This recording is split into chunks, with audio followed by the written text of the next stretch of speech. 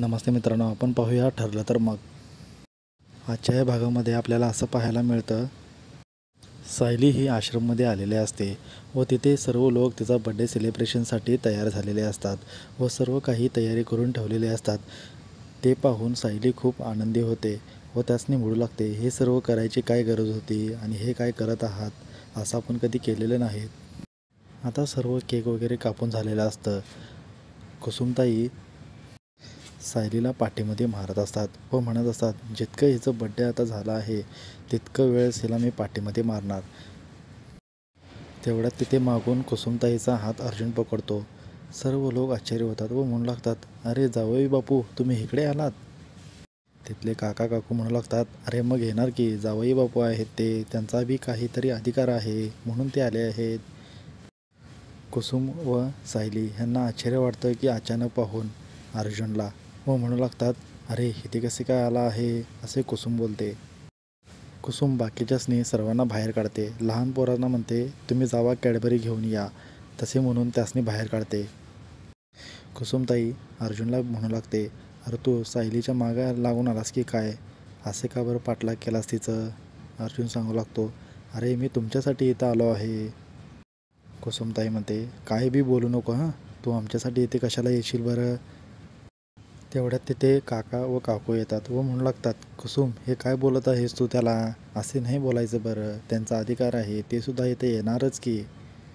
अर्जुन सांगू लागतो, हो बघा ना, हे मला इन्व्हाइटसुद्धा केलेले नाहीत. सायलीचा बड्डे आहे, बड्डे सेलिब्रेशन करत आहेत आणि मला सांगितलंसुद्धा नाही. आजी बोलू लागते, अरे कुसुम, सासऱ्याकडचे इकडे येऊ नयेत असं आहे का, त्यांचा बी हक्क आहे, आलेच पाहिजेत. आता सायलीचा बड्डे आहे म्हटल्यावर येणारच ती. पुढे आजा व आजी बोलू लागतात, बरं तुम्ही एक काम करा, परत एकदा केक कट करा. अर्जुन म्हणतो, अरे वा, आयडिया खूप छान आहे. सायली म्हणते, नको, मी आत्ताच तरी केक कापला होता.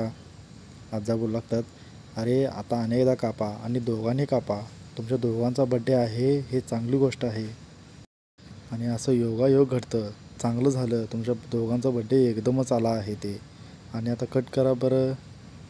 सायली बोलू लागते, नको नको, तसे काहीही नको, आता तरी मी केक कट केला होता आणि परत कशाला तेच. अर्जुन म्हणतो, हा आयडिया चांगला आहे, आपण केक कट करू. तसे म्हणून ते कट करू लागतात.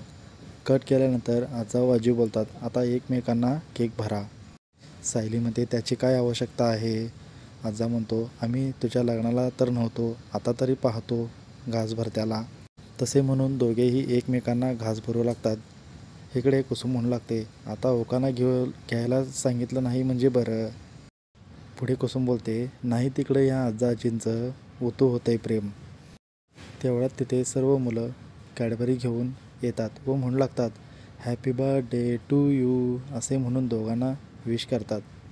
पुढे आपण पाहतो, अण्णा व त्याची मुलगी दोघेही म्हणत असतात, एका ॲक्सिडेंटमुळे आपल्याला किती फायदा झाला ते पहा.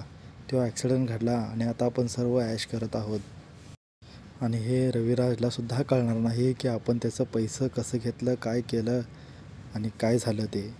एक ॲक्सिडेंट घडलं आणि इतकं सर्व झालं, आता ते त्यांना कळणारसुद्धा नाही की काय होणार आणि काय नाही ते. पुढे आपण पाहतो, तिथे नागराज येतो व म्हणू लागतो, होय, त्या एका ॲक्सिडेंटमुळे माझ्या दादालासुद्धा कळणार नाही की ते पैसे कसं घेतलं, त्याचं किती काय नुकसान केलं. प्रिया बोलू लागते, पण हे आता जे सायली म्हणून घरात आहे ती खरंच तन्वी आहे हे जर अर्जुनला कळालं तर फार अवघड व्हायचं माझं, मग मला तर तो फासावर लटकल.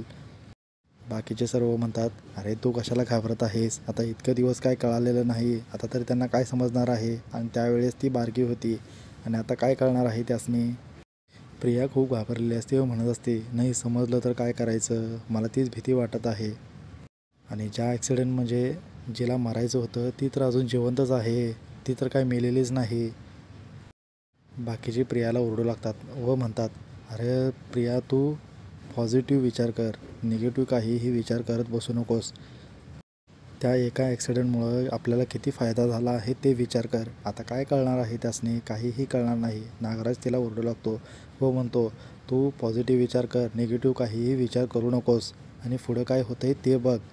आता काय घेऊन बसले आहेस ते, तन्वी आहे हे त्याला कळणार नाही अर्जुनला, तो काहीही विचार करू नकोस. पुढे आपण पाहतो, अर्जुन व सायली दोघेही कार गाडीमधून घरी निघत असतात. इकडं अर्जुन म्हणत असतो, सायली तुम्ही मला सांगितलेलं नाही तुमचासुद्धा आज बड्डे आहे आणि तिकडे तुम्ही सेलिब्रेशन करणार आहात. कुसुमताईनेसुद्धा मला काही बोललेले नाही की असं असं आहे आणि मी तिथं आलं तर ओरडत होत्या, ह्याला काय म्हणायचं. सायली म्हणते, तुम्ही तर शाळेतल्या पोरांसारखं भांडता बघा दोघेही. पुढे अर्जुन बोलतो, फार तर तुलाच मी बोला पाहिजे सायली. सायली म्हणते, का बरं, मी काय केले. अर्जुन म्हणतो, तुझा बड्डे आहे, तू न मला सांगितलंच नाहीस आणि आपण तुझा बड्डे आपण घरामध्ये मोठ्या पद्धतीने सेलिब्रेशन केलं असतं की नाही सांग बरं. सायली सांगू लागते, हो पण माझा आज बड्डे कुठे आहे. जेव्हा मी मधुभाऊंना सापडले तेव्हापासून ते माझं बड्डे सेलिब्रेशन करतात. तेच तो तारीख पकडतात व बड्डे सेलिब्रेशन करतात. अर्जुन बोलू लागतो, मधुभाऊंनी पण तुम्हासनी किती चांगल्या पद्धतीने सांभाळ केला आहे. अर्जुन पुढे बोलू लागतो, तुला काही आठवतं का, तू केवढी होतीस जेव्हा तू मधुभाऊंनी तुला सांभाळलं, जेव्हा तुला ती तिकडे नेलं तेव्हा तू केवढी होतीस, काही तुला आठवतं का. तसे बोलताच ती आठवायचा प्रयत्न करत असते पण तिला ॲक्सिडेंटबद्दल सर्व आठवू लागतं व ती अर्जुनला म्हणू लागते, गाडी थांबवा, गाडी थांबवा. अर्जुन म्हणतो, काय झालं, आता घर तर आलंच आहे आपले, इथेच आहे. ती ओरडू लागते, नाही नाही थांबवा, गाडी थांबवा. असे करत ती स्टेअरिंग पकडते. अर्जुन म्हणतो, हे काय करत आहेस, असे म्हणत ती गाडी थांबवते. इथे हा आपला आजचा भाग संपतो. हा व्हिडिओ आवडला असेल तर लाईक करा, कमेंट्स करा, जमेल तितकं शेअर करा. धन्यवाद मित्रांनो.